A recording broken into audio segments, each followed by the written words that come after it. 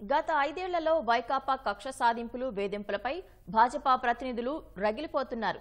భగవంతుడే శిక్షిస్తాడంటూ వదిలేకుండా తగిన బుద్ధి చెప్పాల్సిందేనని పట్టుబడుతున్నారు. వైకాపాకు ఖచ్చితంగా రిటర్న్ గిఫ్ట్ ఉంటుందని కేంద్ర మంత్రి శ్రీనివాస్ వర్మ తేల్చి చెప్పారు. ఇటీవలి ఎన్నికల్లో ఘన విజయం సాధించిన భాజపా ప్రజా ప్రతినిధుల్ని విశాఖలో సన్మానించారు. కేంద్ర సహాయ మంత్రి భూపతిరాజు శ్రీనివాస వర్మ, రాష్ట్ర మంత్రి సత్యకుమార్, రాజమహేంద్రవరం ఎంపీ పురంధేశ్వరి, విశాఖ ఉత్తర ఎమ్మెల్యే విష్ణుకుమార్ రాజు, ఎచ్చెర్ల శాసనసభ్యుడు ఈశ్వర్రావును సత్కరించారు. కార్యక్రమంలో గత 5 ఏళ్లలో వైకాపా వేధింపుల్ని తలుచుకుని ఎమ్మెల్యే ఈశ్వర్రావు ఒకంత భావోద్వేగానికి లోనయ్యారు.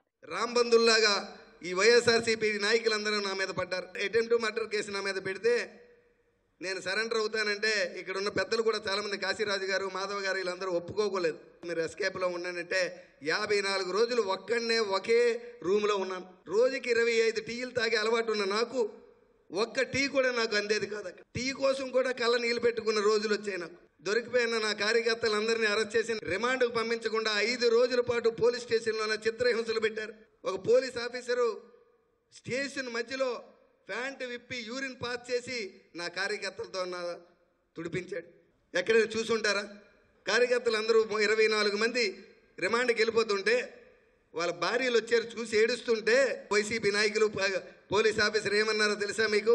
మీరు పొండ్రా పోలీస్ స్టేషన్ హాయిగా జైల్లో పడుకోండి, మీ భార్యలు ఎక్కడ పడుకుంటారో మీకు తెలుసా అని అడిగారు. 2 సంవత్సరాల పాటు మహానరకం చూశాం. ఎమ్మెల్యే విష్ణుకుమార్ రాజు మరో అడుగు ముందుకేసి గత 5 ఏళ్లలో బరి తెగించిన వారిని ఎట్టి పరిస్థితుల్లో వదలకూడదన్నారు.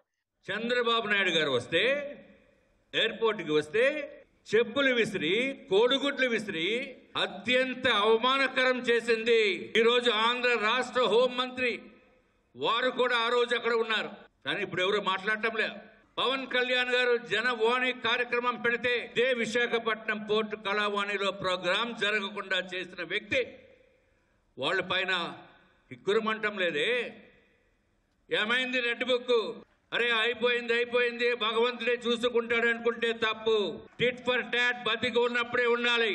ఎవరికైతే అధికారం ఉందని రెచ్చిపోయారో వాడు ఎవడిని వదిలే పరిస్థితి ఉండకూడదు. మాటలు ఒకటే కాదు, చేతల రూపంలో చూపించవలసిన బాధ్యత ఉంది. భాజపాను లక్ష్యంగా చేసుకున్న వారిని ఉపేక్షించేది లేదని కేంద్ర మంత్రి భూపతిరాజు శ్రీనివాస వర్మ తేల్చి చెప్పారు.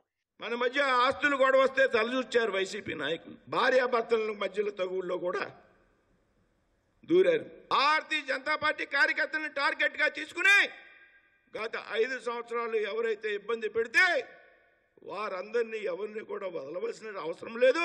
వారందరికీ కూడా రిటర్న్ గిఫ్ట్ తప్పనిసరిగా ఇస్తామనేటువంటి విషయాన్ని మీరంతా కూడా గుర్తుపెట్టారు. వైకాపా విధ్వంసాలన్నీ సరిదిద్దడానికి సమయం పడుతుందని, ఎక్కడా వెనకడుగు వేసే ప్రసక్తే లేదని రాష్ట్ర మంత్రి సత్యకుమార్ చెప్పారు. Every ministry is bleeding.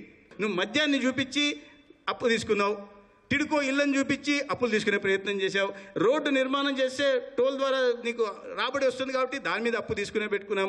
ఆరోగ్య శాఖలో రాబడి ఉండదు. ఆరోగ్య కుటుంబ సంక్షేమ వైద్య విద్య శాఖలో కూడా అప్పు తెచ్చారంటే మీరు అర్థం చేసుకోండి.